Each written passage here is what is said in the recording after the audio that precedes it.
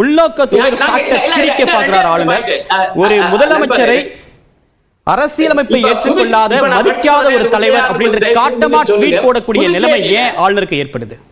முக்கியமா அவர் அருணன் பேசும்போது நீங்க நெறியாளரா இருந்து அவர் சங்கி ஆளுநர்ன்ற வார்த்தையை வந்து நீங்க கண்டிச்சிருக்கு. சரி, அவர் வந்து who is he to paint? நீங்க மறுப்பு சொல்லுங்க, நான் அதுக்கு அனுமதிக்கிறேன். அவருக்கு இல்ல, நீங்க மறுப்பு சொல்லுங்க, நான் அதை அனுமதிக்கிறேன். ஆளுநருடைய ஸ்போக்ஸ்பர்சன் விமர்சகரா நீங்க சுட்டி காட்டுறீங்க, இல்ல அதை நான் அனுமதிக்கிறேன். இல்ல கரெக்ட், அதை நீங்க தடுத்துக்கணும். அவர் யார் சங்கின்னு சொல்றதுக்கு? சரி, உங்களுக்கு எதிரா பேசினா சங்கியா? அது அவருடைய கருத்து, அது என்னுடைய கருத்து கிடையாது. அதுக்கு நீங்க வந்து அவருடைய கருத்தை அவர் சொல்றாரு, நீங்க உங்க கருத்தை சொல்லுங்க, அதை நான் அனுமதிக்கிறேன். மாடரேட் பண்ணிக்கணும்.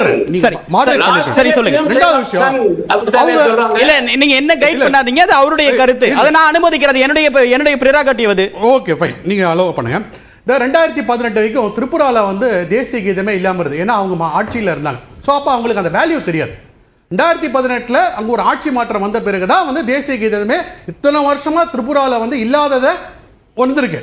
அங்க இருக்கக்கூடிய அவங்களும் கொஞ்சம் ஆட்சியில் இருக்காங்க, அவங்களும் எதிர்கட்சியா இருக்காங்க, அவங்களும் அதை ஏற்றிருக்காங்க. ஸோ அவங்களுடைய இதுவே அப்படிதான், டோன் மென்டாலிட்டி அப்படிதான். ஏன் இதை பாடணும்? நீங்க மறைச்சு வச்சிருந்தீங்க. 2018 வரைக்கும் நீங்க ஆண்ட திரிபுரால இவ்வளவு வருஷத்துல ஒரு தேசிய கீதம் கூட பாட முடியாம நீங்க தடுத்து வச்சிருந்தீங்க, வாயை பூட்டி வச்சிருந்தீங்க. அந்த மாதிரி ஒரு மாற்றம் தான். இதே ஆளுநர் பக்கத்து மாநிலம் தான் கேரளா, அங்க தேசிய கீதம் பாடப்படுது. ஹிஸ்டாரிக்கல் நீங்க அவங்க எல்லாம் பேசிட்டு டைம் கொடுக்குறீங்க. ஃபர்ஸ்ட் எனக்கு டைம் கொடுங்க. சொல்லுங்க சார், உங்களுக்கு டைம் தரேன், உங்களுக்கு டைம் தரேன். நீங்க பேசுங்க. இல்ல எனக்கு ஒரு டவுட் இருக்கு. திரிபுராவை மட்டும் சுற்றி காட்டுங்க. நீங்க ஏன் பேசல பென்சில் எழுதிருக்கீங்க? இல்ல நீங்க எழுதிட்டு கேளுங்க. நான் சொல்றேன், எனக்கு டவுட் இருக்கு, அதுக்கே சேர்த்து சொல்லிடுங்க. திரிபுராவை மட்டும் நீங்க சுட்டி காட்டுங்க, கேரளாவையும் சுட்டி காட்டுங்கன்னு சொல்றேன். சரி, நான் எழுதி வச்சிட்டு எனக்கு கேளுங்கன்றேன். சரி, இதே ஆளுநர் RN ரவி அவர்கள் இதுக்கு முன்னாடி நாகாலாந்துல ஆளுநரா இருக்கும்போது 2021 தான் அங்கேயே தேசிய கீதம் பாடப்படுது. அதுக்கு முன்னாடி வரைக்கும் நாகாலாந்துலயும் கிடையாது. இப்போ நம்ம வந்து மெரிட் ஆஃப் த கேஸுக்கு போறோம். இப்போ எல்லாரும் சொல்றீங்க அவர் IAS ஆஃபீஸர்ஸா இருக்காரு. பிரசிடென்ட் கவர்னர் ரெண்டு பேருமே கான்ஸ்டிடியூஷனல் போஸ்ட். அவங்க வரும்போதும் போகும்போதும் தேசிய கீதம் பாடணுமா பாடக்கூடாது? இது மட்டும் எனக்கு யாரா பதில் சொல்லுங்க. நான் சொல்றேன். As per the constitution, if there is a state function, right, அவங்க வரும்போது பாடணும், கவர்னர் வரும்போது பாடணும். ஓகே. ஆனா ஜனாதிபதி பார்லிமெண்ட்டுக்கு வரும்போதும் போகும்போதும் பாடணும். கவர்னருக்கு என்ன கொடுத்திருக்கிறது என்று சொன்னால், if it is organized by a state for a function, ஒரு விழாவாக இருந்தால் அந்த விழாவிற்கு ஆளுநர் வந்தால் பாடணும். நான் கேட்கிறது சட்டமன்ற நடைமுறை விழாவா? சரி சரி, இதான் கேள்வி. இல்ல அவத்தர விளக்கம் கொடுத்திருக்காங்க. ஜனநாயகத்தின் விழா இல்ல, அது கிடையாது. அது எப்படி விழா? இது யார் சொல்றது? இது ஒரு நிகழ்வு. It is not a function. சரி, it is a business affair. சரி, transaction. அவர் கிளாரிஃபை பண்ணிட்டாரு. தொடர்ந்து பேசுங்க. கிளாரிஃபை பண்ணார். இப்போ நம்ம என்ன கேக்குறோம், அந்த மெரிட் ஆஃப் தி கேஸ்க்கு நம்ம போறோம். அதாவது இப்ப மெய்யப்பன் சொல்ற மாதிரி ஒரு ப்ரீ இரால ஒண்ணுமே இல்லாம இருந்தது. அப்புறம் அவரு சொல்ற மாதிரி ஜெயலலிதா அம்மையார் காலகட்டத்தில் இவர் சொல்ற ஆரியன்ற வார்த்தை அதெல்லாம் வந்து என்ன ஒரு மைண்ட் செட்ல பேசுறாங்கன்றதுக்கு நான் சொல்றேன். அந்த காலகட்டத்தில் ஒரு அறிமுகப்படுத்தப்பட்ட ஒரு ஒரு ஒரு மரபு. அந்த இவர் வந்து ஃபர்ஸ்ட் டைம் இவர் கேட்டார் வைங்கள, தவறு சார், இவங்க சொல்றது கரெக்ட் ரிஜெக்ட் பண்ணிடலாம். தமிழ்நாடு சட்டப்பேரவையில் இருந்த ஒரு மரபை திரும்ப கேட்கிறார். You have the right. இப்போ ஆளுநர் கிட்ட இவங்க சொன்னாங்க இல்லையா, வெயிட் பண்ணி, இவங்க என்ன சொன்னாங்க, ஆளுநர் வந்து நீட் பில்லை வச்சிருக்காரு, போடவே இல்லை. அப்புறம் என்ன சொன்னாங்க கடைசியில், இது வந்து ஒன்றும் பண்ண முடியாது, ஆளுநரே ஒப்புதல் கொடுத்தா கூட வந்து இது நடக்காதுன்றார். ஸோ ஆளுநர் has got the right to dissent or accept. So நீங்கள் சொல்கிறீங்க, ஆளுநர் ஒரு கேள்வி கேட்குறாரு, நீங்கள் என்ன சொல்லியிருக்கலாம், ஆளுநர் கேட்ட இதை வந்து நாங்கள் நிராகரிச்சோம் நீங்கள் சொல்லாமே. இப்போ அவர் சொல்கிறார் இல்லையா, ஆளுநர் வந்து மரபு பிரகாரம் பேரவைத் தலைவர் வந்து மீட் பண்ணி அவங்களுக்கு தான் இல்லைன்னு சொன்ன பிறகு எதுக்கு போறான்னா அவர் அந்த மரபை காப்பாத்துறாரு. நான் என்ன சொல்றேன், ஆளுநர் கிட்ட கோரிக்கை வந்தது நாங்க ரிஜெக்ட் பண்ணிட்டோம்ன்றது.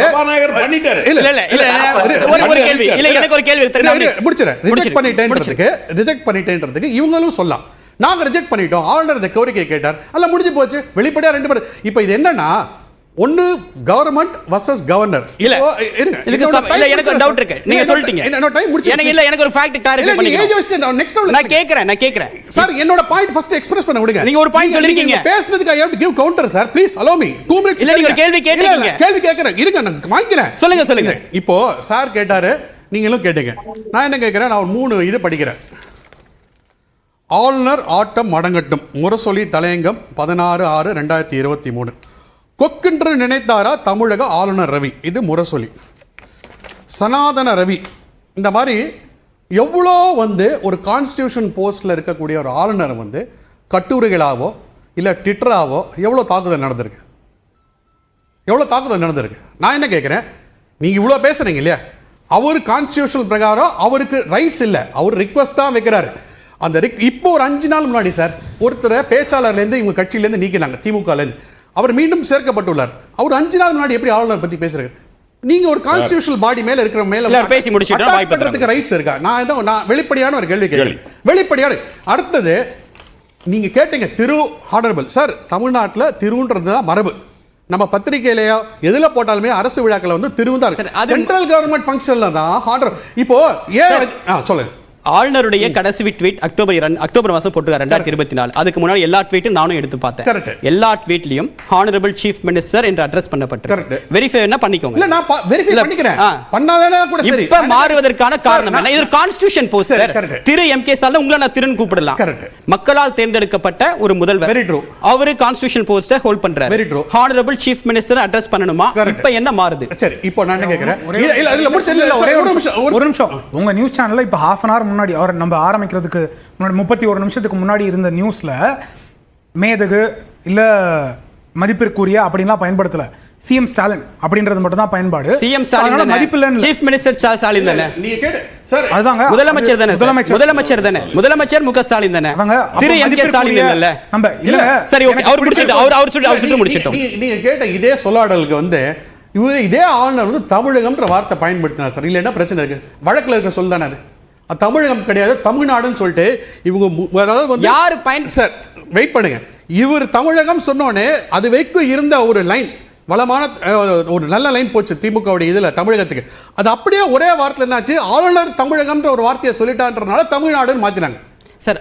என்ன சொல்றேன், இதெல்லாம் சொல்லாடல் தான். இதுல வந்து there is no discredit or இது வந்து ஒரு டீக்ரேடிங் கிடையாது. இப்போ அவரு ஐஏஎஸ் சார் ஒன்று சொன்னார், ஒரு ட்விட்டருக்கு வந்து அவர் அது தொடக்கத்தில் அதுவும் சொல்றேன், அவர் வந்து ரீஎடிட் போச்சுனா சார். ட்விட்டர் வந்து எந்த இடத்துலயுமே வந்து ட்விட்டர் இஸ் நாட் அது ஒரு ரிக்வெஸ்டா இல்ல, அது ஒரு ரிக்வெஸ்டா இல்ல, அபிஷியல் டாக்குமெண்ட் அல்ல ஸ்கேன் பண்ணத போட்டா கூட கரெக்ட். பட் ட்விட்டர்ல வர கருத்து இப்பவும் கூட பாத்தீங்கன்னா அவர் இப்ப இவங்க சொல்ற மாதிரி தான், மோடி அவர்கள் இருந்த காலகட்டத்தில் கேஸ் விலை எப்படி இருக்குன்னா ட்விட்டர்ல இருக்கு, எடுக்க முடியாது. அது போட்ட பதிவு தான். பட் அதை வந்து நான் அபிஷியலா இது கூட பண்ண முடியலன்றது வந்து இதுல என்ன இருக்குது, ட்விட்டர் சோஷியல் மீடியா. இங்க பல பேர் வந்து அட்மின்ல வந்து தப்பா போடுறது நம்ம பாக்குறோங்க. ஆமா, எல்லாரும் எல்லா பார்ட்டில இருந்தும் சோ நான் அவர் தப்பா போறதும் ஆளுநர் தப்பா போறதும் ஒண்ணா சார்? சார் ஆளுநர் தப்பா எடிட் தான் பண்ணிருக்காங்க சார். எடிட் பண்ணது பார்லிமென்ட் சம்பந்தமான ஒரு ப்ரொசீடிங்கை மேற்கோள் காட்டி நீக்கப்பட்டிருக்கு சார். நீக்கப்பட்டா என்ன இல்ல இன்னைக்கு எவ்வளவு சட்டமன்றத்துல இருந்து போறதுக்குள்ள எப்படி பதிவு வரும்? இன்னைக்கு எவ்வளவு இது வந்து நீக்கப்படுகிறது. நீங்க எவ்வளவு கேஸ் பாக்குறோம். அதுதான் சார் நான் என்ன சொல்றேன், இதெல்லாம் வந்து ஒரு பெரிய இதே கிடையாது. நீங்க என்ன கேக்குறேன், இவ்வளவு பேச்சு பேசினவங்களுக்கு ஆளுநருக்கு அதெல்லாம் இவ்வளவு கட்டுரைகள் நிறைய கேள்விகளை முன் வச்சிருக்கீங்க. சரி, ஓகே. என்ன நடந்திருக்கு? சரி, கான்சென்ட்ரேட். அதாவது அருணன் குறுக்கிட விரும்புறீங்க, வர உங்ககிட்ட கான்சென்ட்ரேட் கருத்து வாங்கிட்டேன். ரவின்னு நாங்க எப்ப பேசணும்னா அவர் அதுக்கு முன்னாடி மதுரைக்கு ஒரு ஃபங்க்ஷனுக்கு போன இடத்துல சனாதனம் தான் இந்த மண்ணுக்கானது, சனாதன கொள்கை தான் இந்த மண்ணுக்கானது, திராவிடம் காலாவதி ஆகிய கொள்கை அப்படின்னு பேசினார். அப்ப அவர் சனாதன ரவி தானே.